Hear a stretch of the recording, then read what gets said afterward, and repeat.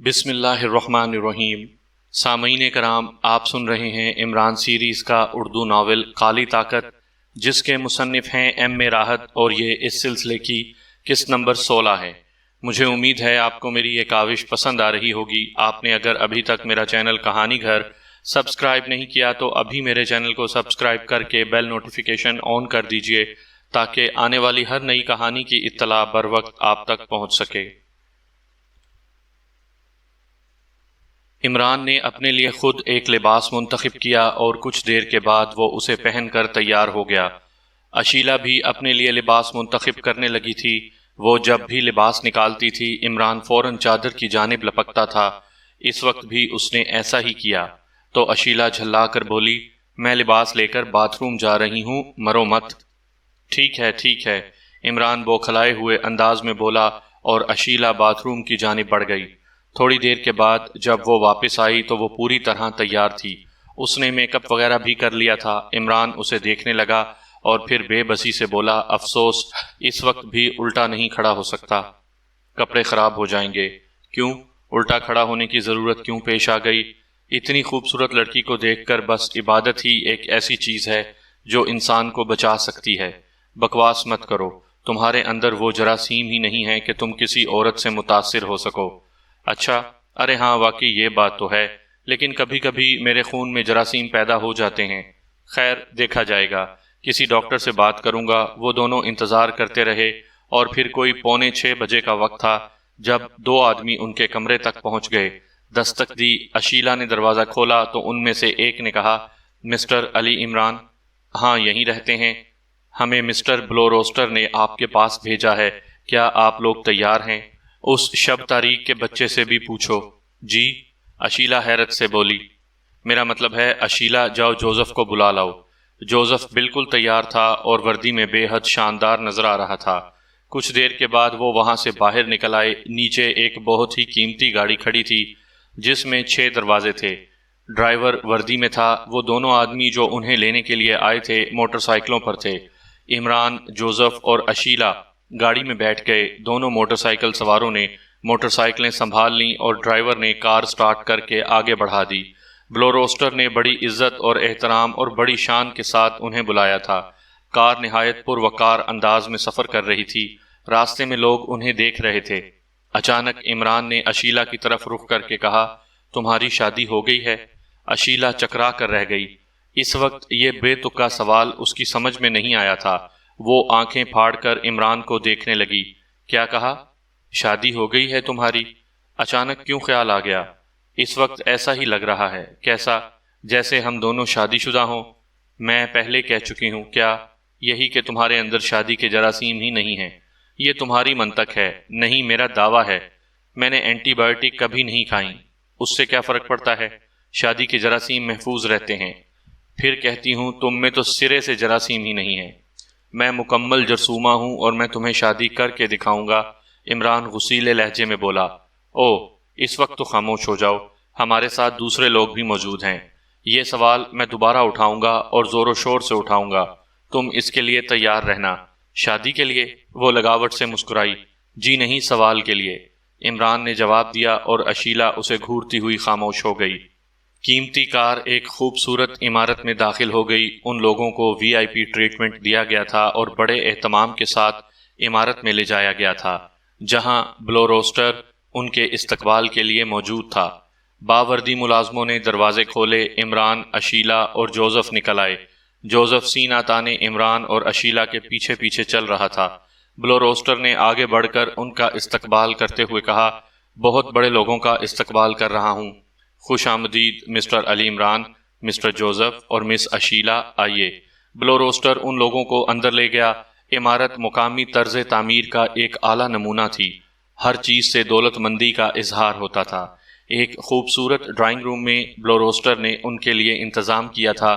یہاں انہیں اعلیٰ قسم کے تازہ جوس پیش کیے گئے۔ بلو روسٹر نے اپنا گلاس ان کے سامنے چیئر کرتے ہوئے کہا، باکسنگ سے مجھے عشق رہا ہے اور ڈیمل کا ٹرینر میں ہی تھا۔ مسٹر جوزف نے ڈیمل کو جس آسانی سے شکست دے دی ہے، اس سے یہ اندازہ ہوتا ہے کہ ان کے اندر ایک عظیم باکسر چھپا ہوا ہے۔ مجھے تو حیرت ہے کہ یہ اس قدر گمنام کیوں رہے۔ لیکن ہوتا ہے بعض اوقات حالات انسان کو بہت پیچھے لے جاتے ہیں اور وہ اپنا اصل مقام نہیں پاتا۔ بہرحال آپ لوگوں سے مل کر بہت خوشی ہوئی ہے اور میں چاہتا ہوں کہ آپ تھوڑا سا وقت میرے ساتھ گزاریں، ہم لوگ اور بھی دلچسپ مقابلوں کا بندوبست کریں۔ مسٹر علی عمران، اگر آپ کو اعتراض نہ ہو تو آپ کچھ عرصہ میرے ساتھ رہیں، ویسے بھی آپ یو ٹاؤن میں ہمارے مہمان ہیں۔ میرے مشاغل دلچسپ ہیں اور میں انہی میں اپنی زندگی گزارتا ہوں۔ میں نے آپ کے لیے ڈنر کا بندوبست اپنے فارم ہاؤس پر کیا ہے اور وہاں ایک دلچسپ مقابلے کا انعقاد بھی کیا ہے۔ آپ لوگ بالکل مطمئن رہیں، مقررہ وقت پر آپ کو آپ کے ہوٹل پہنچا دیا جائے گا۔ آپ سے اپنے ساتھ قیام کے لیے تو میں بعد میں درخواست کروں گا۔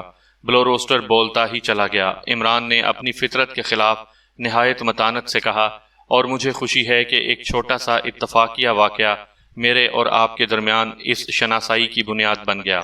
شناسائی نہیں مسٹر علی عمران، آپ اسے دوستی کہیں اور ہماری دوستی بڑی دیر پا رہے گی۔ یقیناً یقیناً، عمران نے پرجوش لہجے میں کہا۔ اشیلا نے اس وقت بھی عمران کو حیران نگاہوں سے دیکھا تھا جب ہائیڈل کلب میں بلو روسٹر کی اس سے ملاقات ہوئی تھی۔ وہ بالکل ہی بدلی ہوئی شخصیت میں نظر آیا تھا اور اس وقت بھی اس نے اپنی فطرت کے خلاف نہایت سلیقے سے گفتگو کی تھی۔ بہرحال یہ ایک نیا پروگرام تھا جو اچانک ہی سامنے آیا تھا، لیکن گو یہ اطمینان تھا کہ سیکرٹ سروس کی ٹیم احمق نہیں ہے، یہ لوگ جو کچھ بھی کریں گے اس کا علم صفدر وغیرہ کو ضرور ہوگا۔ کافی دیر تک گفتگو ہوتی رہی۔ بلو روسٹر نے انہیں اپنے البم دکھائے جن میں اس کی باکسنگ کی تصاویر تھیں۔ وہ خود بھی ایک شاندار باکسر تھا۔ پھر اعلیٰ درجے کی 2 گاڑیاں تیار کی گئیں اور اس کے بعد عمران وغیرہ کو احترام سے ان میں بٹھا کر بلو روسٹر انہیں اپنے فارم ہاؤس کی طرف لے کر چل پڑا۔ یہ فارم ہاؤس نہ جانے کہاں تھا۔ یہ پروگرام اس طرح اچانک سامنے آیا تھا کہ عمران اپنی ٹیم کو کوئی ہدایت بھی نہیں دے سکا تھا، لیکن بہرحال اسے اپنے آپ پر بھی بھروسہ تھا اور اپنے ساتھیوں کی ذہانت پر بھی۔ ایک گاڑی میں بلو روسٹر کے چند اور بھی ساتھی بیٹھے ہوئے تھے۔ بلو روسٹر خود ان کے ساتھ تھا اور یہ سفر معمولی نہیں تھا۔ تقریباً 1.5 گھنٹے تک گاڑیاں شہر سے نکل کر ایک سنسان سڑک پر دوڑتی رہی تھیں اور پھر وہاں ایک ذیلی سڑک پر مڑ گئی تھیں۔ ذیلی سڑک کے اختتام پر بلو روسٹر کا فارم ہاؤس تھا، وسیع و عریض علاقے میں پھیلی ہوئی ایک عمارت جسے یقینی طور پر کسی بڑے آدمی کا فارم ہاؤس ہی کہا جا سکتا تھا۔ خوبصورت قسم کے پھولوں کی یہاں بہتات تھی۔ چاروں طرف سبزہ زار بکھرے ہوئے تھے اور ان سبزہ زاروں کے درمیان حسین جمیل ایک منزلہ عمارت نظر آ رہی تھی جس کی کھڑکیوں سے پھول جھانک رہے تھے۔ اسی عمارت میں ان لوگوں کو لے جایا گیا اور یہاں مزید چند افراد نے ان کا استقبال کیا۔ بلو روسٹر انہیں ایک شاندار ڈرائنگ روم میں لے گیا اور پھر وہ وہاں بیٹھ گئے۔ شام رات میں تبدیل ہو گئی تھی، ڈرائنگ روم جگمگا رہا تھا۔ بلو روسٹر نے کہا، اصل میں یہی میری شاندار تفریح گاہ ہے اور میں فرصت کے لمحات یہیں گزارتا ہوں۔ آپ نہایت اعلیٰ ذوق کے مالک ہیں مسٹر بلو روسٹر۔ شکریہ۔ ویسے میرے مختلف مشاغل ہیں اور میں ان مشاغل کے لیے بڑے اعلیٰ انتظام کرتا رہا ہوں۔ آئیے آپ کو اپنا رنگ دکھاؤں جہاں میں پریکٹس کرتا ہوں۔ اور پھر بلو روسٹر ان لوگوں کو لے کر ایک کمرے کی جانب چل پڑا۔ اس کمرے میں ایک طرف نیچے جانے کے لیے سیڑھیاں بنی ہوئی تھیں، کوئی انڈر گراؤنڈ جگہ بنائی گئی تھی۔ عمران، اشیلا اور جوزف ان سیڑھیوں سے اتر کر نیچے پہنچ گئے اور یہاں کا ماحول دیکھ کر عمران کی آنکھیں حیرت سے پھیل گئیں۔ عمارت اوپر سے جس قدر مختصر تھی، یہ ہال اتنا ہی وسیع نظر آ رہا تھا اور اس ہال کے بیچوں بیچ باکسنگ کا ایک رنگ بنا ہوا تھا، اتنا صاف شفاف، اتنا اعلیٰ کہ دیکھ کر آنکھیں حیرت سے پھیل جاتی تھیں۔ اس پر ایک اعلیٰ درجے کا قالین بچھا ہوا تھا۔ رنگ سائڈ بہت خوبصورت بنائے گئے تھے اور اسے ایک شاندار رنگ کہا جا سکتا تھا۔ عمران نے کہا، واقعی انسان کا اگر شوق ہو تو اس کی تکمیل اسی طرح ہونی چاہیے۔ جی مسٹر علی عمران، میں اپنے شوق کی تکمیل اسی طرح کرتا ہوں۔ حال میں تقریباً 8 آدمی بلو روسٹر کے علاوہ موجود تھے اور مستعد نظر آتے تھے۔ بلو روسٹر نے مسکراتے ہوئے کہا، آپ کے لیے ایک شاندار ڈنر کا بندوبست کیا گیا ہے مسٹر علی عمران، اور مجھے خوشی ہے کہ میں آپ کو یہاں تک لانے میں کامیاب ہو گیا ہوں، لیکن میری ایک خواہش ہے، اگر آپ پوری کر دیں تو۔ خلوص دل سے حاضر ہوں، عمران نے مسرور لہجے میں کہا۔ میں چاہتا ہوں کہ یہاں باکسنگ کا ایک اور مقابلہ ہو۔ کیا آپ کا کوئی آدمی یہاں موجود ہے؟ نہیں، میں خود ہوں۔ اوہو، جوزف شاید آپ سے خوش دلی کے ساتھ یہ مقابلہ نہ کر پائے، کیونکہ باہر طور آپ ایک بڑی شخصیت کے مالک ہیں اور ہم آپ کو معمولی درجہ نہیں دیتے۔ عمران کی بات سن کر بلو روسٹر ہنسنے لگا، پھر اس نے کہا، کھیل تو کھیل ہوتا ہے مسٹر علی عمران، اگر مسٹر جوزف مجھ سے مقابلہ نہیں کر سکتے تو نہ صحیح، میں آپ کو خود اپنی پریکٹس دکھاؤں، کیا آپ پسند کریں گے؟ کیوں نہیں مسٹر بلو روسٹر، ہم آپ کے شوق کی داد دیتے ہیں، اول تو یہ عام شوق نہیں ہے اور پھر عام لوگوں کا شوق بھی نہیں ہے۔ شکریہ، بے حد شکریہ، لیکن میں چاہوں گا کہ آپ لوگ بھی میرا ساتھ دیں، مگر کس طرح؟ رنگ میں آ کر، بلو روسٹر نے کہا، اور عمران اس کی صورت دیکھنے لگا، مگر اس سے فائدہ کیا ہوگا؟ شوق کی تکمیل۔ اور پھر بلو روسٹر نے کسی نہ کسی طرح عمران کو تیار کر ہی لیا کہ وہ باکسنگ کے لباس میں رنگ میں آ جائے۔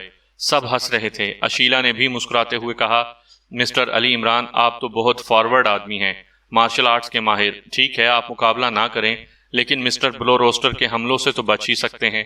عمران بہرحال تیار ہو گیا تھا۔ جوزف اپنی جگہ بیٹھا رہا۔ پھر عمران باکسنگ کاسٹیوم میں رنگ میں آ گیا۔ دوسری جانب سے بلو روسٹر بھی سرخ جانگیا پہنے ہوئے، ہاتھوں پر گلوز چڑھائے ہوئے عمران کے مد مقابل آ گیا۔ اس نے ہنستے ہوئے کہا، میں آپ پر حملہ نہیں کروں گا، لیکن میں دیکھنا چاہتا ہوں کہ مارشل آرٹس کا کوئی ماہر ایک باکسر کو کس طرح نقصان پہنچا سکتا ہے۔ مسٹر علی عمران، آپ اپنے طور پر مجھ پر جتنے حملے چاہیں کر سکتے ہیں، اور آپ کو مارشل آرٹس کے استعمال کی اجازت بھی دی جاتی ہے۔ عمران نے ہنستے ہوئے کہا، حالانکہ میں کسی بھی طور پر آپ پر حملہ نہیں کر سکوں گا، کیونکہ میرے دل میں آپ کے لیے احترام ہے۔ جب دو کھلاڑی ایک دوسرے کے سامنے ہوتے ہیں تو پھر احترام کا کوئی تصور نہیں رہتا، یہ تصور ختم ہو جانا چاہیے۔ شاید میں اس کے لیے ذہنی طور پر تیار نہ ہو سکوں۔ عمران نے گہری سانس لے کر کہا، تو پھر میں آپ کو تیار کرنے کی صلاحیت رکھتا ہوں۔ بلو روسٹر کا لہجہ اچانک ہی تبدیل ہو گیا اور عمران اسے سوالیہ نگاہوں سے دیکھنے لگا۔ بلو روسٹر کے چہرے کی سنگینی بڑھتی چلی گئی اور اشیلا اس کا انداز دیکھ کر ایک دم عجیب سی کیفیت کا شکار ہو گئی۔ بلو روسٹر نے رنگ پر دونوں ہاتھ رکھ کر مسکراتے ہوئے کہا، یوں سمجھ لیجئے مسٹر علی عمران کہ اس وقت میں آپ کا ایک بدترین دشمن ہوں۔ میں نے پہلے یہ پروگرام نہیں بنایا تھا کہ آپ کو میں فارم ہاؤس تک لاؤں گا، لیکن اس کے بعد اچانک ہی مجھے یہ فیصلہ کرنا پڑا تھا، اور اس کی بنیادی وجہ یہ تھی کہ مجھے معلوم ہو گیا تھا کہ آپ سیکرٹ لائن کے منصوبے کے تحت یہاں آئے ہیں، اور یہ منصوبہ اس عظیم منصوبے کو سبوتاژ کرنے کا منصوبہ ہے جو 21ویں صدی کے لیے ایک انوکھے انقلاب کا حامل ہے۔ مسٹر علی عمران، آپ کو یہ سن کر خوشی ہوگی کہ میں بلو روسٹر اس عظیم شخصیت کا نائب ہوں جو 21ویں صدی کی حکمران ہے، اور مسٹر علی عمران، یہ کالی طاقت جو 21ویں صدی میں منظر عام پر ابھر کر اس طرح اپنا تسلط قائم کر لے گی کہ دنیا حیران رہ جائے گی، میں اس کالی طاقت کا نائب اعظم ہوں، اور مجھ پر واجب ہے کہ میں ہر اس منصوبے کو ختم کر دوں جو 21ویں صدی کے حکمران کے خلاف ہو۔ مسٹر علی عمران، مجھے علم ہے کہ صنعت کاروں کی میٹنگ میں آپ نے میرے کئی ساتھیوں کو مار ڈالا تھا، ان کا انتقام بھی مجھ پر واجب ہے، اور اس وقت آپ رنگ میں کھڑے ہوئے ہیں، میرے مد مقابل ہیں، کہیے اب آپ مجھ سے مقابلہ کرنے کے لیے تیار ہیں؟ عمران آہستہ آہستہ رنگ کے دوسرے حصے سے جا لگا تھا۔ وہ اس طرح اظہار کر رہا تھا جیسے اس انکشاف سے وہ بہت خوف زدہ ہو گیا ہو۔ بلو روسٹر نے مسکراتے ہوئے کہا، اور اب میں آپ کو مار مار کر آپ کی شکل اتنی تبدیل کر دوں گا کہ پاکیشیا کی سیکرٹ سروس آپ کی شناخت بھی نہیں کر پائے گی۔ میں جانتا ہوں کہ آپ صرف ان کے اعلیٰ کار ہیں، اور آپ کے سربراہ ایکس2 نے نہایت ذہانت کے ساتھ آپ کو اپنا ٹائٹل بنا کر پیش کر دیا ہے تاکہ آپ کی آڑ میں وہ اپنا کام سر انجام دے سکے۔ سیکرٹ لائن کے لوگ تو خیر احمق تھے ہی کہ انہوں نے اتنے عظیم منصوبے کے خلاف ایک نہایت ناکارہ پلان بنایا، لیکن آپ کا سربراہ بھی احمق ہی ہے جو یہ سوچ کر یو ٹاؤن چلا آیا کہ وہ اس منصوبے کو ختم کر دے گا۔ میں بہت جلد سیکرٹ لائن کے افراد کو آپ کی لاشوں کا تحفہ روانہ کر دوں گا۔ کہیے مسٹر علی عمران، اب آپ کے خون کی گردش میں کچھ تیزی پیدا ہوئی یا نہیں؟ اب کیا کروں؟ عقل مند بننے کی کوشش کرتا ہوں تو یہ دنیا عقل مند نہیں بننے دیتی، عمران نے بھرائی ہوئی آواز میں کہا۔ جوزف نے بھی بلو روسٹر کے یہ الفاظ سنے تھے اور اس کے جسم میں ایک دم تحریک سی پیدا ہو گئی تھی، لیکن اسی وقت 3 پستولوں کی نالیں اس کے جسم کے مختلف حصوں سے آ لگیں اور جوزف کو کھڑے ہونے کا حکم دیا گیا۔ جوزف دانت پیس کر رہ گیا تھا۔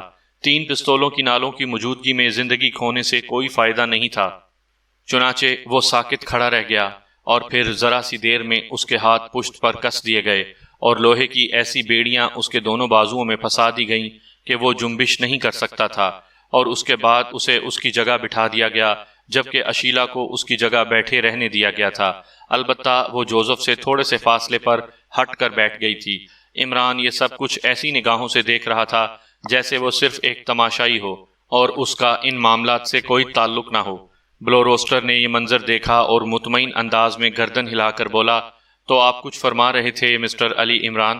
21ویں صدی کا حکمران میرا ہی کوئی بھائی بند معلوم ہوتا ہے۔ اصل میں یہ احمقوں کی ایک انجمن ہے جس میں ضروری نہیں ہے کہ ایک رنگ اور ایک ہی نسل کے لوگ ہوں۔ حماقت تو ہر شخص کے ذہن میں پیدا ہو سکتی ہے۔ وہ تمہارا 21ویں صدی کا حکمران بھی گدھا نمبر 1 معلوم ہوتا ہے۔ عمران نے اطمینان سے کہا، اے خبردار، وہ اتنا بڑا انسان ہے کہ اس کے بارے میں ایک لفظ بھی سننا پسند نہیں کرتا میں۔ بلو روسٹر اچانک ہی بگڑ گیا، مگر وہ گدھے کی اولاد ہے کون؟ عمران نے کہا، اور بلو روسٹر خون خوار انداز میں اس پر ٹوٹ پڑا۔ اس نے زوردار گھونسا عمران کے جبڑے کی طرف بڑھایا، لیکن عمران جھکائی دے کر وہاں سے بھاگا اور رنگ کے دوسرے کنارے سے جا لگا۔ اس نے کہا، گدھوں کی مختلف قسمیں ہوتی ہیں، ویسے الوؤں کو بھی بیوقوف کا اشارہ سمجھا جاتا ہے، لیکن اس میں ذرا تضاد پیدا ہو گیا ہے۔ کیا تم بتانا پسند کرو گے مسٹر بلو روسٹر کہ 21ویں صدی کا سربراہ یا حکمران الو ہے یا گدھا؟ تم نے اپنی موت کا سامان مکمل کر لیا ہے مسٹر علی عمران۔ وہ الو ہے یا گدھا یہ میں تمہیں بعد میں بتاؤں گا، پہلے تم یہ بتاؤ کہ X2 کہاں ہے؟ X2 تم لوگوں کی پہنچ سے بہت دور کی چیز ہے۔ بے وقوف کے بچوں، تم میں سے کوئی اس کی گرد بھی نہیں پا سکے گا، اور یہ پیشن گوئی میں کر رہا ہوں کہ بہت جلد 21ویں صدی کا وہ حکمران کسی ملک کے شہر کے چوراہے پر پھانسی کے پھندے پر لٹکا ہوا ہوگا اور لوگ اسے دیکھ کر کہے لگاتے ہوئے گزر جائیں گے، میں تجھے زندہ نہیں چھوڑوں گا سور کے بچے۔ بلو روسٹر مکہ تان کر عمران کی جانب لپکا، اور اس بار اس نے عمران کا اس طرح گھیراؤ کیا تھا کہ وہ اس کی گرفت سے نکلنے نہ پائے، لیکن جیسے ہی وہ عمران کے قریب پہنچا، عمران کی لات اس کے پیٹ پر پڑی۔ بلو روسٹر کو اس کا اندازہ نہیں تھا، جو جھکا تو عمران کا گھونسا اس کے جبڑے پر پڑا اور اس کا منہ ٹیڑھا ہو گیا، لیکن پھر وہ باکسر کے انداز میں پینترے بدلنے لگا تھا۔ تب عمران نے کہا، گدھے کی نسل کے نائب اعظم جوزف کے مکے کی بازی تو نے دیکھی ہی تھی، اب میں تجھ سے صحیح قسم کے مقابلے کا آغاز کرتا ہوں، اور تم لوگوں کے سامنے یہ وعدہ کرتا ہوں کہ اب میں مارشل آرٹس کے داؤ استعمال نہیں کروں گا، بلکہ میرے اور اس کے درمیان صرف باکسنگ ہوگی۔ عمران باکسر کی طرح اچھلتا ہوا بلو روسٹر کے بالکل قریب آ گیا۔ دونوں رنگ کے درمیان میں تھے۔ بلو روسٹر نے رائٹ پنچ عمران کے جبڑے پر مارنے کی کوشش کی۔ عمران نے اطمینان سے اپنا سر اس کے بازو کے نیچے سے نکال کر پھر ایک گھونسا اس کے پیٹ پر رسید کیا، اور بلو روسٹر جیسے ہی جھکا، عمران کا گھونسا اس کی ٹھوڑی پر پڑا۔ بلو روسٹر کی زبان شاید اس کے دانتوں تلے آ کر کٹ گئی تھی، کیونکہ اس نے مصنوعی دانت استعمال نہیں کیے تھے۔ اسے تو تصور بھی نہیں تھا کہ وہ عمران سے مار بھی کھا سکتا ہے۔ بلو روسٹر کے منہ سے خون کی کلی نکلی اور وہ خون تھوکتا ہی رہا تھا، کیونکہ عمران کے لگاتار کئی گھونسے اس کے چہرے کے مختلف حصوں پر پڑے، اور بلو روسٹر پھر سنبھل گیا۔ اپنا زخمی منہ بھول کر وہ ایک بار پھر عمران پر گھونسا بازی کرنے لگا۔ عمران اسے جھکائیاں دیتا ہوا ایک رسے سے جا لگا۔ پھر اس نے کہا، اور اب آپ یہ بتائیے مسٹر بلو روسٹر کہ 21ویں صدی کا حکمران کون ہے، کہاں رہتا ہے، کیا کرتا ہے؟ عمران کا لہجہ طنزیہ تھا۔ بلو روسٹر پھر عمران پر چڑھ دوڑا تھا، اور چونکہ تمام قواعد کو بھول کر وہ عمران پر حملہ آور ہوا تھا، اس لیے عمران کے کئی گھونسوں کا شکار ہو گیا، اور ان گھونسوں نے اسے چکرا کر رکھ دیا۔ اشیلا بری طرح مضطرب نظر آ رہی تھی۔ عمران بلو روسٹر کی دھنائی کرتا رہا، اور بلو روسٹر ایک بار بھی اس کے بدن کو نہ چھو سکا۔ وہ اپنی تمام تر مہارت استعمال کر رہا تھا، لیکن اب اس کے لیے کیا کرتا کہ سامنے ایک انسان نما چیز تو بے شک تھی، لیکن انسان نہیں تھا۔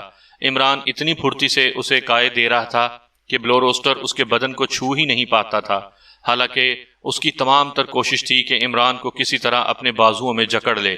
عمران اسی سے بچ رہا تھا۔ بلو روسٹر کا چہرہ سوج گیا، اس کی ایک آنکھ پر بھی چوٹ لگی تھی، اب وہ لڑکھڑانے لگا تھا۔ تب اس نے غصیلے لہجے میں کہا، کتے کے بچوں، کھڑے ہوئے میری صورت دیکھ رہے ہو، بھون ڈالو، ان دونوں کو بھون ڈالو۔ یہ جملے اس نے اپنے آدمیوں سے مخاطب ہو کر کہے تھے، اور وہ مسلح افراد جو یہاں موجود تھے ایک دم چونک پڑے۔ دوسرے لمحے انہوں نے اپنی گنیں سیدھی کی، لیکن ابھی وہ فائرنگ بھی نہیں کر پائے تھے کہ دفعتاً ہی بہت سے نقاب پوش اندر گھس آئے، اور انہوں نے بے دریغ فائرنگ شروع کر دی۔ یہ فائرنگ بلا شبہ ان 8 افراد پر کی گئی تھی جو ایک لمحہ پہلے عمران اور جوزف پر گولیاں برسانے والے تھے، لیکن یہ بلو روسٹر کی بدقسمتی تھی کہ بے تحاشا چلنے والی گولیوں نے بلو روسٹر کو بھی اپنی لپیٹ میں لے لیا۔ وہ اپنے ساتھیوں کو عمران پر گولیاں برسانے کا حکم دینے کے بعد رنگ سے نیچے کود رہا تھا کہ حملہ آوروں کے سامنے آ گیا اور بے شمار گولیاں اس کے بدن میں پیوست ہو گئیں۔ وہ 8 افراد بھی زمین پر تڑپنے لگے۔ اشیلا اپنی کرسی سے اٹھ بھی نہ سکی، البتہ جوزف نے اپنے بچاؤ کے لیے اپنی کرسی پیچھے گرا دی تھی۔ عمران اچھل کر رنگ کے سائیڈ میں ہو گیا، پھر وہیں سے چیخا، اے بے وقوفو، او بے وقوفو، اس گدھے کو زندہ رکھنا ہے، اس گدھے کو زندہ رکھنا ہے، گولیاں چلانا بند کرو۔ اور عمران نے گردن اٹھا کر بلو روسٹر کو دیکھا، پھر اس کے حلق سے ایک ہلکی سی آواز نکل گئی۔ سیاہ پوش اب خاموش کھڑے ہو گئے تھے۔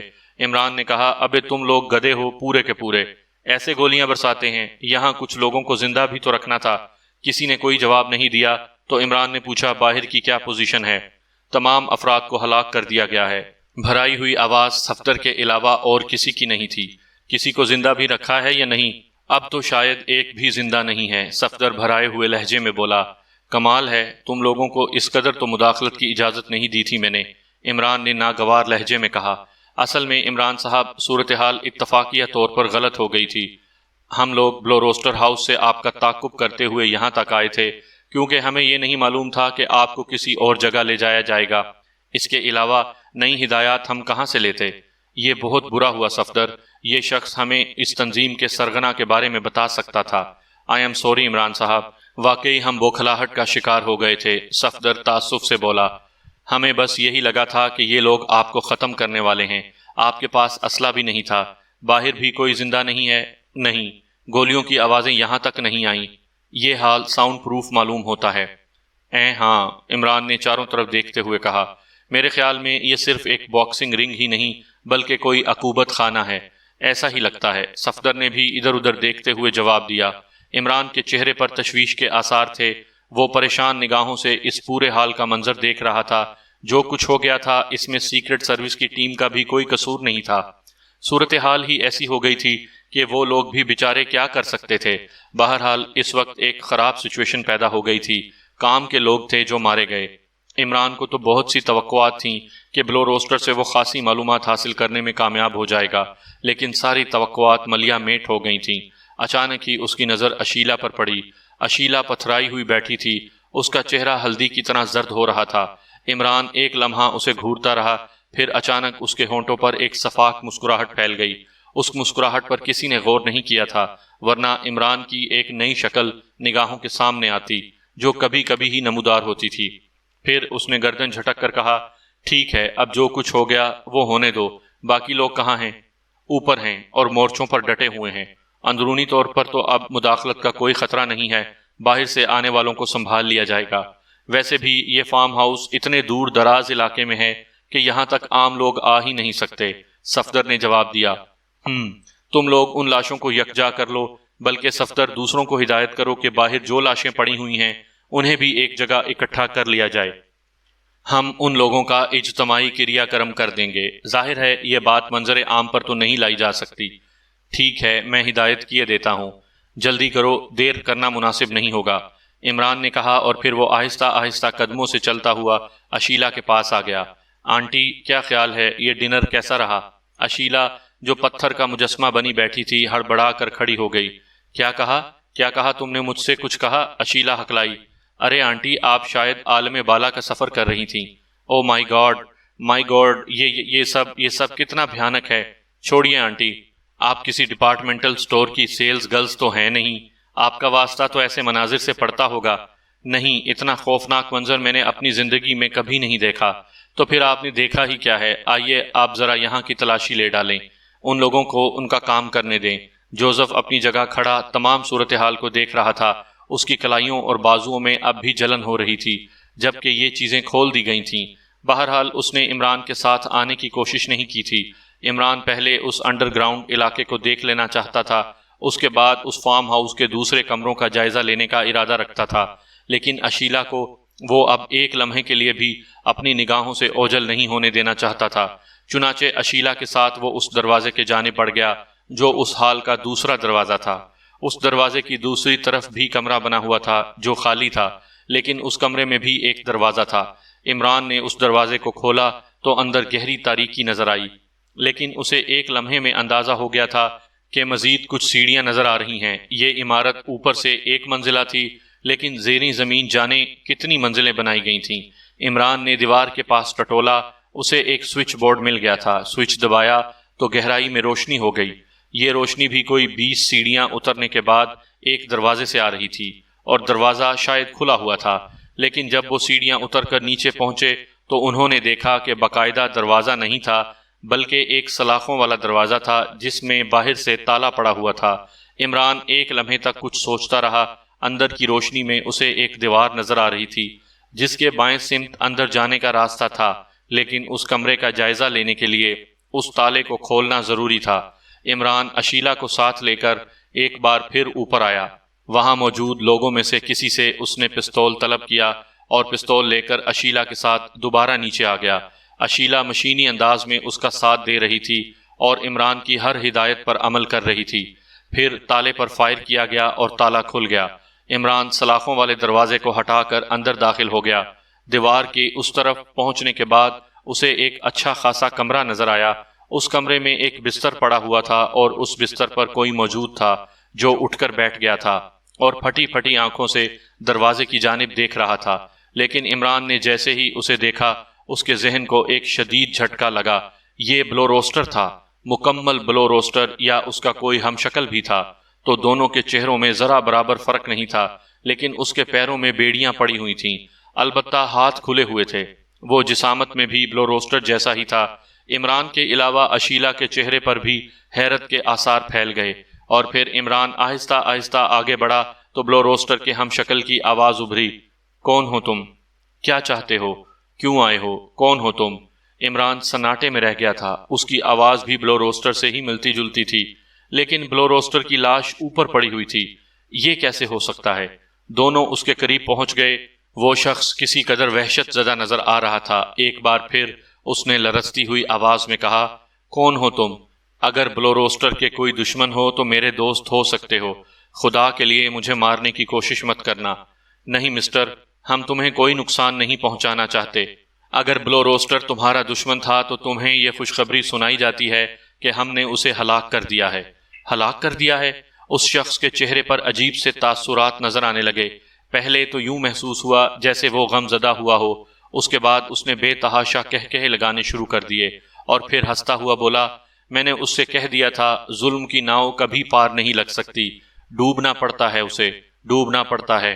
وہ انسان نہیں، جانور تھا، جانور، جانور۔ مگر تم کون ہو؟ عمران نے پوچھا۔ پہلے یہ بتاؤ، کیا تم سچ کہہ رہے ہو کہ تم نے اسے ہلاک کر دیا ہے؟ ہاں مسٹر، میرا نام پیٹر ہاؤنڈ ہے اور میں بلو روسٹر کا جڑواں بھائی ہوں، لیکن میرے اور اس کے خیالات میں زمین آسمان کا فرق تھا۔ اس بدبخت نے ساری زندگی مجھے قید رکھا ہے، میرے ہی دماغ سے اس نے یہ حیثیت حاصل کی ہے، اور اس کے بعد مجھے ہی بے دست و پا کر دیا ہے۔ مگر میں نے یہ بتا دیا تھا اسے کہ ظلم کا دن ایک روز ختم ہو جاتا ہے، کچھ نہ کچھ ضرور ہو جائے گا، ضرور ہو جائے گا کچھ نہ کچھ۔ تم اس کے جڑواں بھائی ہو؟ ہاں، لیکن اس سے پہلے تو تم کبھی منظر عام پر نہیں آئے۔ اس کم وقت نے مجھے کبھی منظر عام پر آنے ہی نہیں دیا، ہر معاملے میں میرا محتاج تھا، میں اسے صحیح مشورے دیتا تھا، لیکن وہ، افسوس، اس نے میری ساری عمر یہیں خراب کر دی۔ تم نہیں جانتے میرے دوست کہ کتنے مظالم کیے ہیں اس نے مجھ پر، میری پوری زندگی ختم کر کے رکھ دی اس نے، ورنہ آج میں دنیا کا ایک بہت بڑا اسکالر ہوتا۔ بس تقدیر کی بات ہے، لیکن وہ مر گیا۔ ہونا تھا، یہ ایک دن تو ہونا تھا، مگر تمہاری اس سے کیا دشمنی ہے؟ میرا مطلب ہے کیا دشمنی تھی؟ عمران نے اس کے پیروں میں پڑی ہوئی بیڑیوں کی جانب دیکھا اور پھر آہستہ سے بولا، مسٹر پیٹر ہاؤنڈ، آپ کو کسی چیز کی ضرورت ہے؟ عجیب سوال ہے، کیا کہنا چاہتے ہو تم؟ پیٹر ہاؤنڈ نے حیرت زدہ لہجے میں کہا، کچھ نہیں، آپ کو ابھی کچھ وقت اسی طرح گزارنا ہوگا، میں آپ سے پھر ملاقات کروں گا، لیکن برائے کرم کوئی اور عمل کرنے کی کوشش نہ کیجیے گا۔ ارے میں اس قابل ہی کہاں رہ گیا ہوں، دیکھ نہیں رہے ہو کیا زندگی گزر رہی ہے میری؟ وہ باتھ روم ہے، وہاں تک جانے کے لیے جن اذیتوں سے گزرنا پڑتا ہے میں ہی جانتا ہوں، اسے کبھی مجھ پر رحم نہیں آیا۔ آہ میرا خون کتنا بدنما تھا، بہہ گیا۔ اچھا ہوا، بہت اچھا ہوا، آج مجھے زندگی کی سب سے بڑی خوشی حاصل ہوئی ہے۔ Thank you my dear, thank you very much. میں تم سے کچھ نہیں چاہوں گا، کچھ نہیں مانگوں گا، تم نے مجھے یہ خوشخبری سنا کر اتنا بڑا خزانہ دے دیا ہے کہ وہی میرے لیے بہت زیادہ ہے۔ پیٹر ہاؤنڈ یقینی طور پر اتنا ہی دل برداشتہ تھا کہ اپنے سگے بھائی کی موت کی خوشیاں منا رہا تھا۔ عمران نے اشیلا کو اشارہ کیا اور وہ لوگ اس کمرے کی تلاشی لینے لگے، یہاں تک کہ باتھ روم بھی دیکھا۔ سخت بدبودار جگہ تھی، کمرے میں اور کوئی ایسی چیز موجود نہیں تھی، بس کہیں جھوٹے برتن پڑے ہوئے تھے جو کھانے کے بعد وہیں پڑے رہ گئے تھے۔ اس نے پیٹر ہاؤنڈ سے کہا، مسٹر پیٹر ہاؤنڈ، آپ سے دوسری ملاقات بہت جلد ہوگی۔ آپ اطمینان رکھیں، اگر آپ یہ سمجھتے ہیں کہ ظلم کا وقت ختم ہو گیا تو واقعی وہ ختم ہو گیا۔ اب صرف چند گھنٹے رہ گئے ہیں جس کے بعد آپ ایک آزاد شخص کی حیثیت سے زندگی گزار سکیں گے۔ پیٹر ہاؤنڈ نے سر جھکا لیا۔ عمران نے احتیاطاً اس کے بستر کی بھی تلاشی لے ڈالی تھی، لیکن واقعی یہ ثابت ہو گیا تھا کہ پیٹر ہاؤنڈ صرف ایک قیدی ہے۔